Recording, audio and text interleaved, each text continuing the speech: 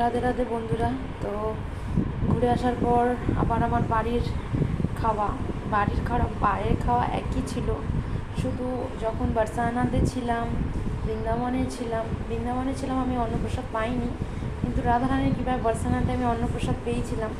আর সেটা তো আমি কিছুতেই মিস করতে পারি না, কারণ সেটা যদি মিস করতাম তাহলে আমি নিজেই পাপী হয়ে যেতাম। মানে নিজেই এটা খারাপ হতো, পাপী হয়ে যেতাম বলতে এটা পাপের মতোই হতো না, কারণ তার প্রসাদ যদি না পেতাম, শিব মানে বাবা ভোলানাথ আমাকে ঠাস করে চড় মারতো আর কি। যাই হোক, আমার গলার ভয়েসে যেও না, কারণ গেছে গঙ্গায় স্নান করে, হেভি লাগলো গঙ্গায় স্নান করতে। তো দেখো নিয়েছি শশা, আছে এখানে ডাটা দিয়ে দিদি করেছে, এগুলো এটাও করেছে দিদি, সবই দিদি করেছে আর মা করেছে।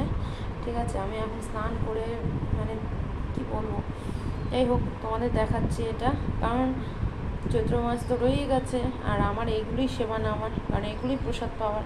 আর আমি একবারে নিয়ে নিয়েছি, কারণ আমি আমার ভোলেনাথকে রাধারানীকে নিবেদন করেই আমি পাই যা পাই।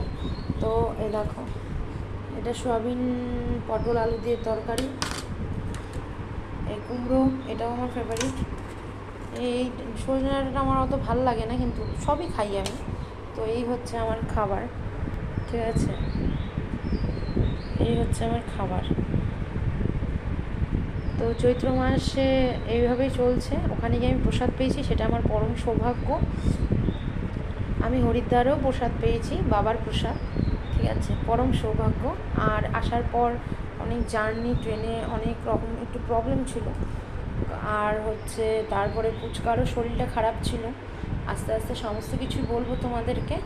আসার পর সমস্ত কিছু কাচা ধোয়া, জামা কাপড় ট্রেনে পরা, এগুলো তো কাচা ধোয়া করতে হয়, তো কাচা ধোয়া করে আজ আমি এই যে স্নান করে এখন খাচ্ছি।